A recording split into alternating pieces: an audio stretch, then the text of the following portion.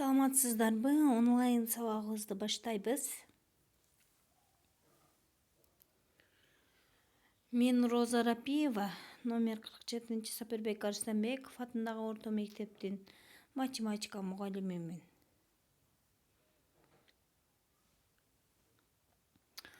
Бүгүн 10-класс үчүн алгебра сабагын өтөбүз.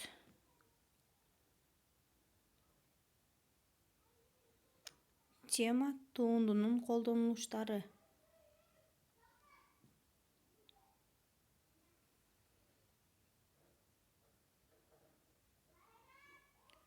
Сабактын максаты окуучулар туунду жөнүндө билишет, түшүнүк алышат, мисал маселелерди иштей алышат жана жекече иштөөгө үйрөнүшөт.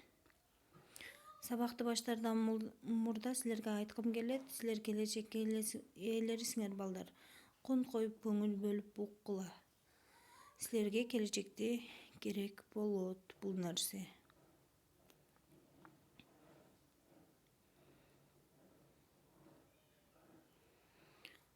Туындунун физикалык жана техникалык мазмундагы маселелерди чыгаруудагы колдонулуштарын көрсөтүү максатында бир нече мисалдарды айтсак болот.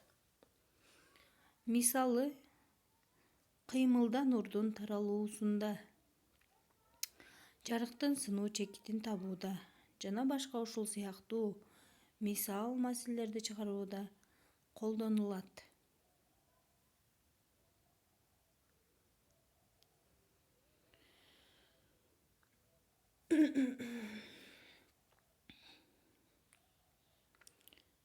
Туунду боюнча жалпы формулалар жана эрежелер бар. Аларды силер билесиңер. Туындуну табыш үчүн сөзсүз түрдө даражасын коэффициентке көбөйтүп, кайра эле ошо даражадан бирди кемиткенге барабар. Эсептөө эрежелерин жана тандоо функция жөнүндө түшүнүктүү караштырабыз. Бул маселени караштырыш үчүн биз биринчиден графикти чийип алайлы.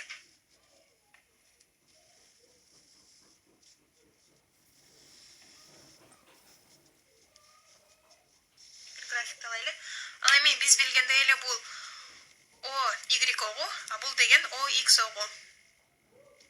Y-ти биз S катары белгилейли бул жол. Ал эми X-ти биз T катары белгилейли бул убакыт. Биз билгендей эле Y X-ке көз каранды, а биздин учурда болсо S T-га көз каранды.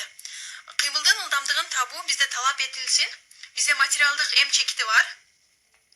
Материалдык М чекити бизде бир калыпта эмес, кыймылда болуп, убакыттын моментинде анын башталгыч абалынан кийинки басып өткөн жолунун узундугу убакыттын үзгүлтүксүз функциясы. Башкача айтканда, S бизде F at T-га барабар.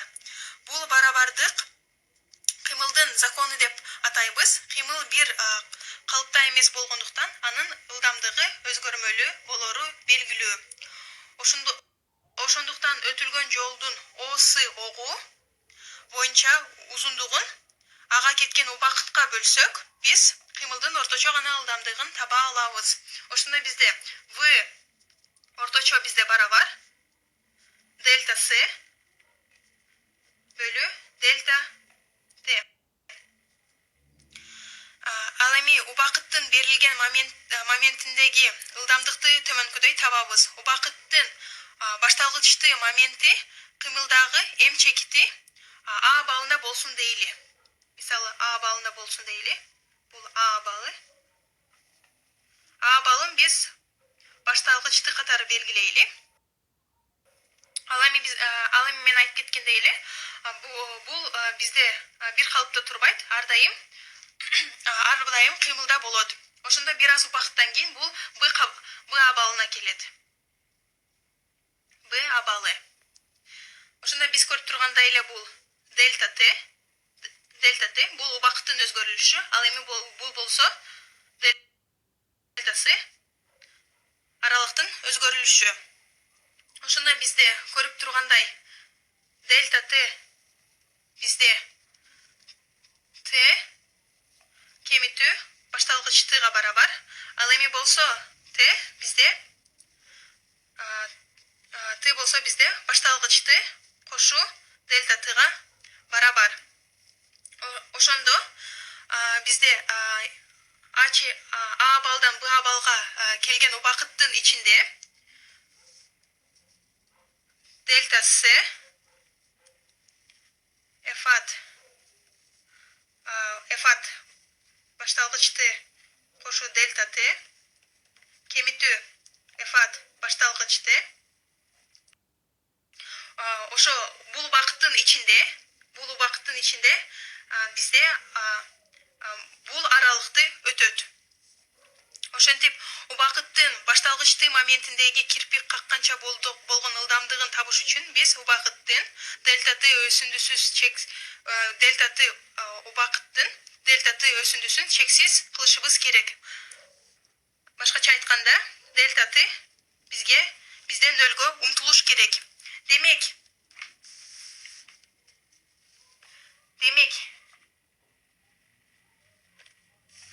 бизде кирпик какканча ылдамдык лимит дельта т нөлгө умтулат.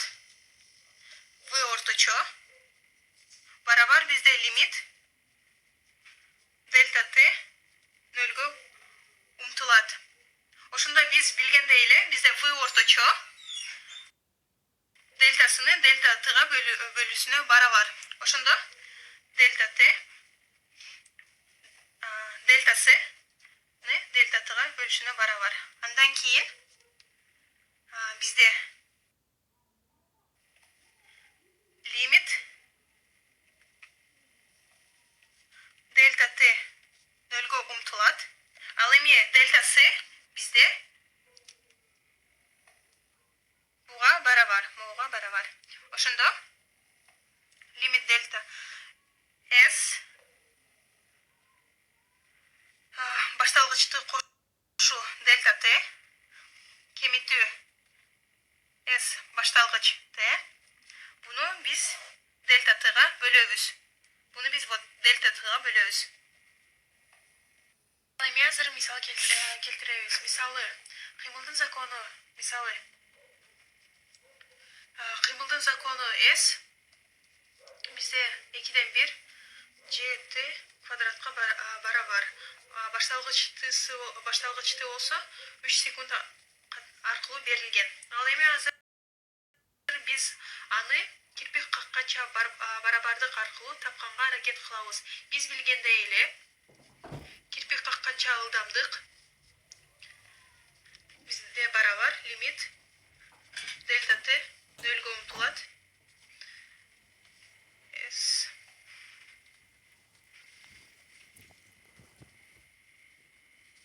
бөлүнгөн дельта т. Бул барабардыкты колдонуп азыр биз чыгарабыз. Демек кирпик какканча ылдамдык башталгыч т бизде 3гө барабар. Лимит дельта т нөлгө умтулат. 2/1 g. Ал эми тнын ордуна азыр биз формуланы колдонобуз.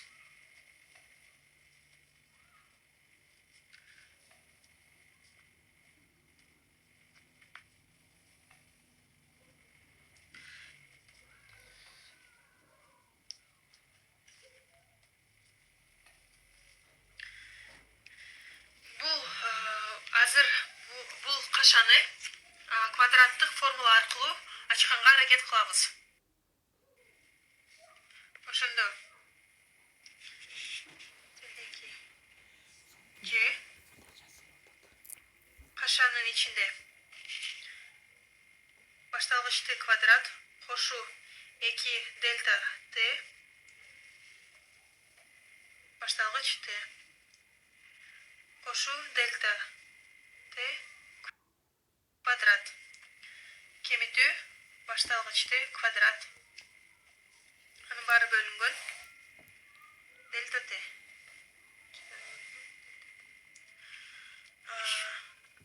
Ал эми деген бул жерде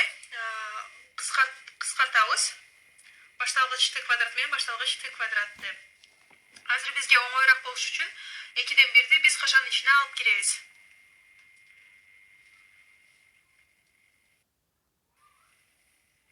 Же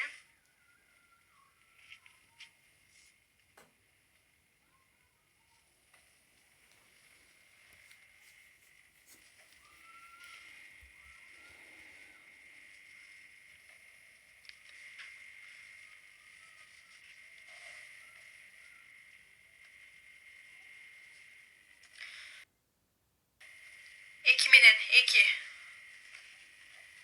кыскартылат. Ал эми биз бул жерде көрүп тургандай эле, бул жерде да дельта t бар, бул жерде да дельта t бар.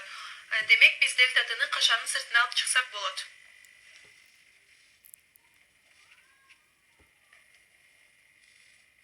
Дельта t кашанын ичинде кошу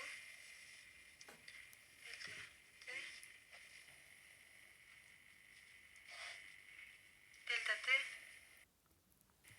калат. Дельта t менен дельта t'ны кыскартабыз. Ал эми лимит дельта t умтулат нөлгө же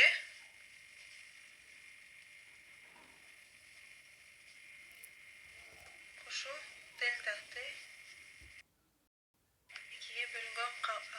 2ге бөлүнгөн калат.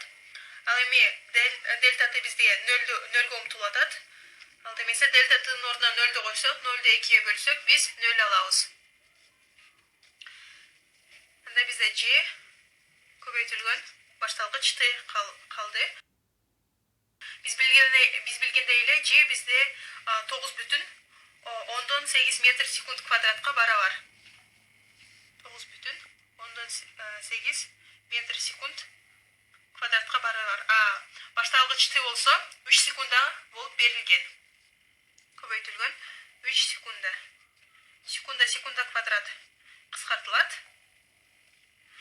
Анан бул жерде биз 29,4 метр секундда деген жок.